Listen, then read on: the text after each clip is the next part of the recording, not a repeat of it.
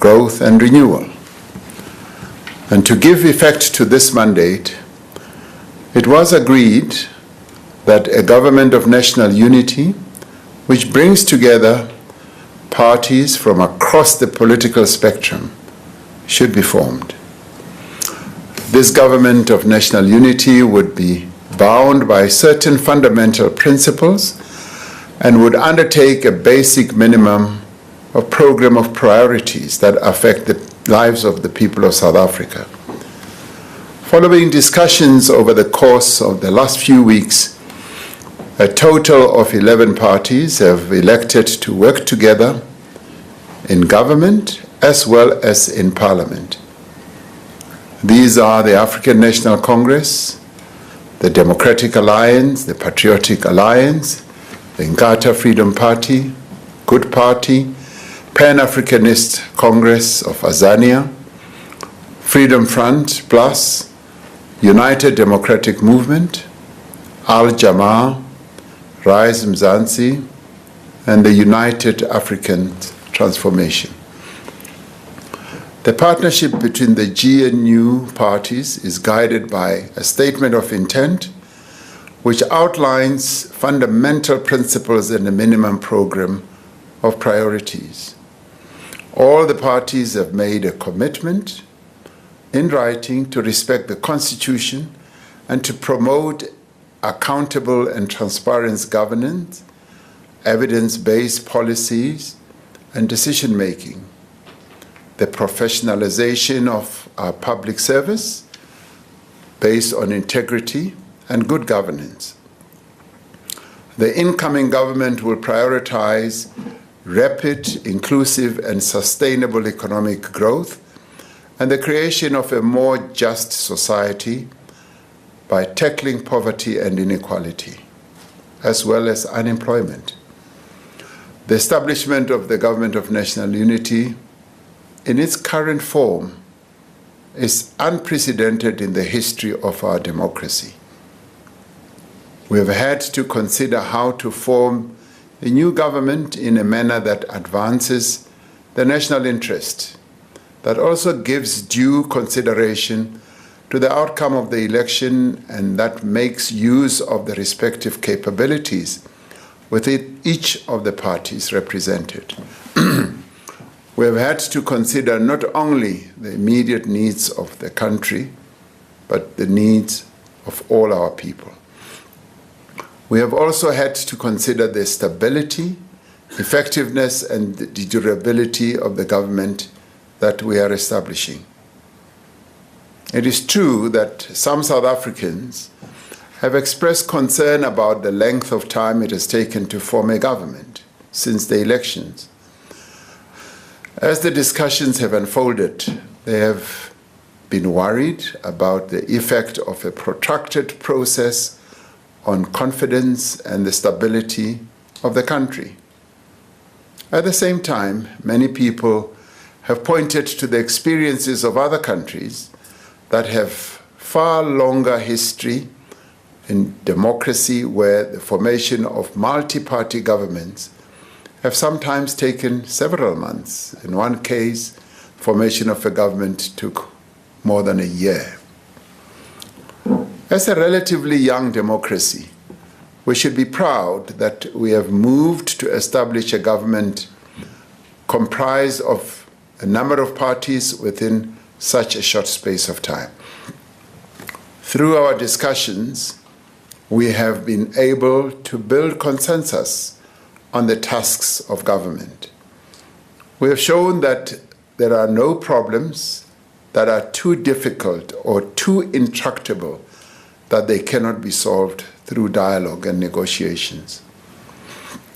This evening, I am pleased to announce the members of the National Executive of our country who will bear collective responsibility to give effect to the will of the people of South Africa.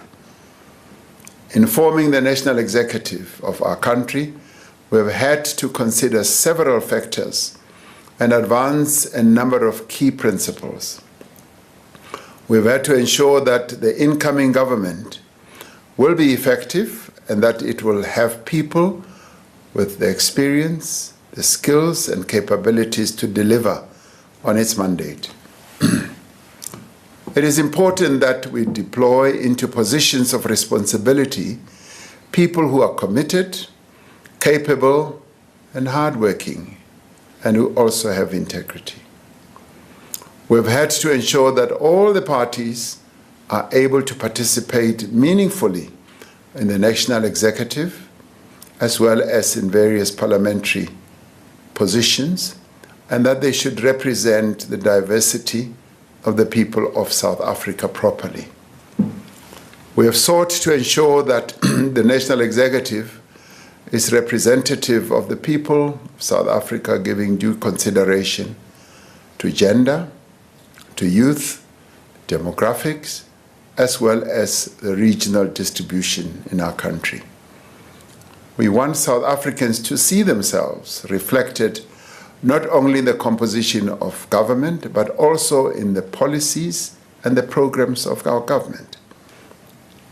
Given the challenges that our country faces today, and considering the electoral mandate this government must implement, and I mean that we must work hard to ensure that we achieve all the goals that we have set out.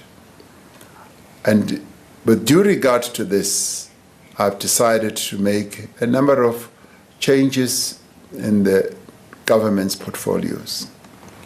In the course of the 6th administration, I indicated my intention to reduce the number of portfolios in the national executive.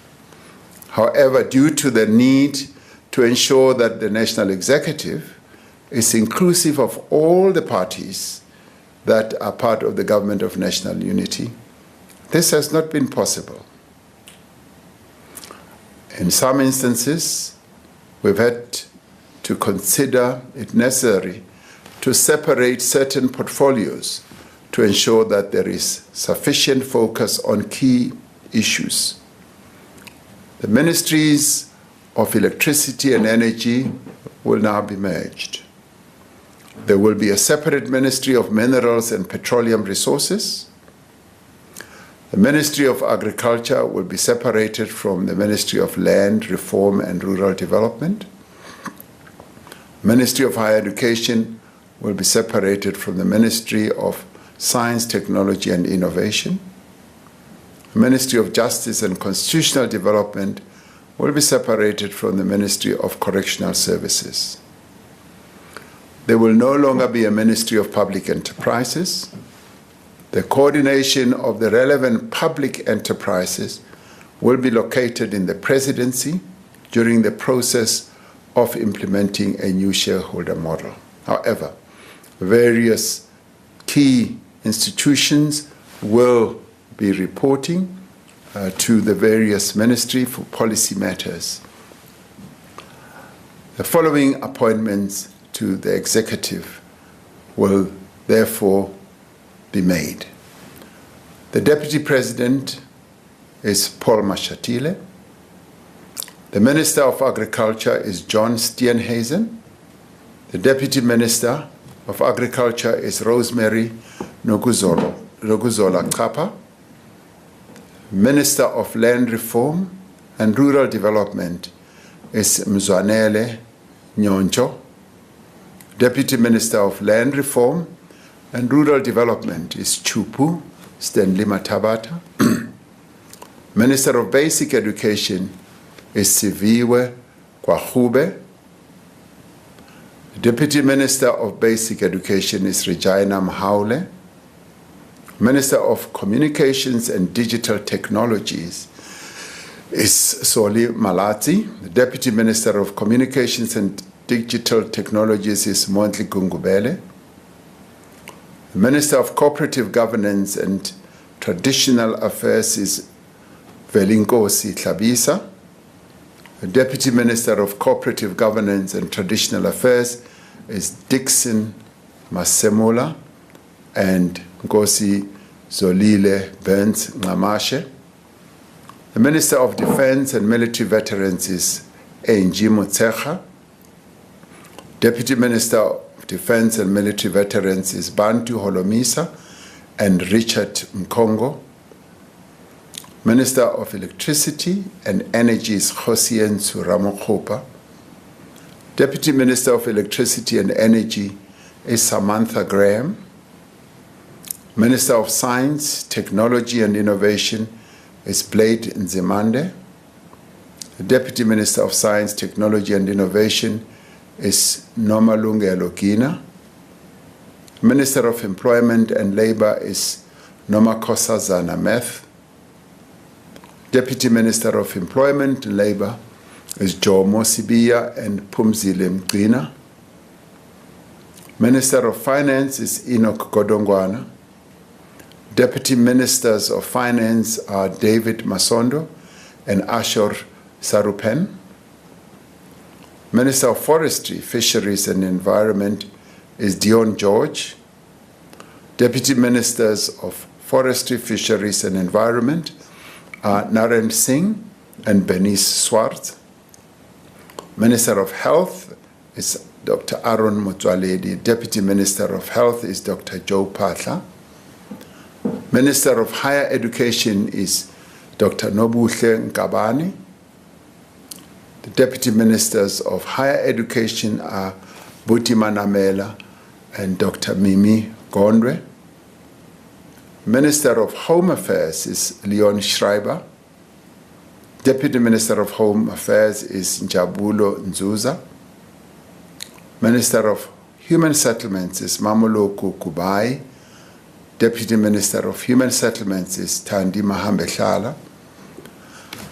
The Minister of International Relations and Cooperation is Ronald Lamola.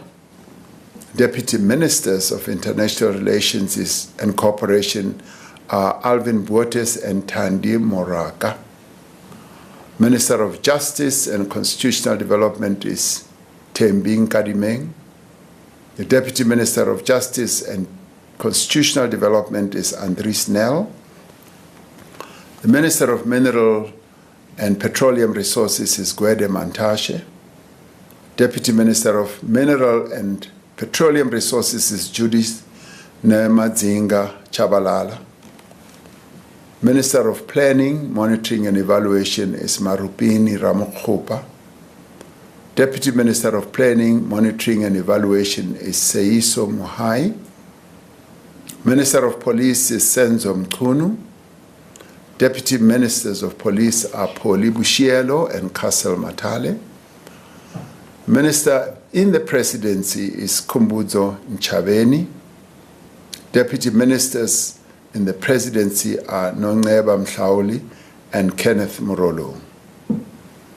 Minister of Public Service and Administration is Nkosi Mzamo Buthelezi. Deputy Minister of Public Service and Administration is Pinky Kekana. Minister of Public Works and Infrastructure is Dion McPherson. Deputy Minister of Public Works and Infrastructure is Sihle Zigalala. Minister of Small Business Development is Telan Dabeni. The Deputy Minister of Small Business Development is Jane Sitole. The Minister of Social Development is Sisisi Tolashe. Deputy Minister of Social Development is Hanif Hendricks. The Minister of Sports, Arts and Culture is Gayton McKenzie. Deputy Minister of Sports, Arts and Culture is Peace Mabe. Minister of Tourism is Patricia DeLille. Deputy Minister of Tourism is Maggie Sochu. Minister of Trade and Industry and Competition is Pax Dao. The Deputy Ministers of Trade, Industry and Competition are Zuko Godlimpi and Andrew Whitfield. Minister of Transport is Barbara Creasy. Deputy Minister of Transport is Mkhuleko Hlengwa. Minister of Water and Sanitation is Phemima Jodina. Deputy Ministers of Water and Sanitation is David Mahlobo and Isaac Siahlolo. Minister of Women, Youth and Persons with Disabilities is Sindisiwe Chikunga. Deputy Minister of Women, Youth and Persons with Disabilities is Mapaseka Steve Litzike. Minister of Correctional Services is Pieter Groenewald. Dr. Pieter Groenewald. Deputy Minister of Correctional Services is Lindiwe Njali. These men and women that we have appointed to the executive are drawn from all corners of our country. They reflect the diversity of our nation. They have a responsibility to work together to serve the people of South Africa as a whole. None of the members of the National Executive has been appointed to serve the interests of a particular constituency, a particular party, or a particular section of society. Collectively and individually, they are responsible to the people of South Africa. In the spirit of partnership and collaboration, the incoming government will work together with other formations to convene what we have spoken about a few days ago, which is a national dialogue. Through this national dialogue, all parties, civil society groups, labor, business, and other stakeholders will be invited to work together to address the critical challenges facing our nation. We call on all South Africans to participate in the national dialogue and to give their support to this government of national unity as it begins its work. As the leaders of political parties, as ministers and deputy ministers, as public representatives, we understand and accept the responsibility that we bear. We have all been called upon to serve the people of this country, and we will do so to the utmost of our ability. I thank you.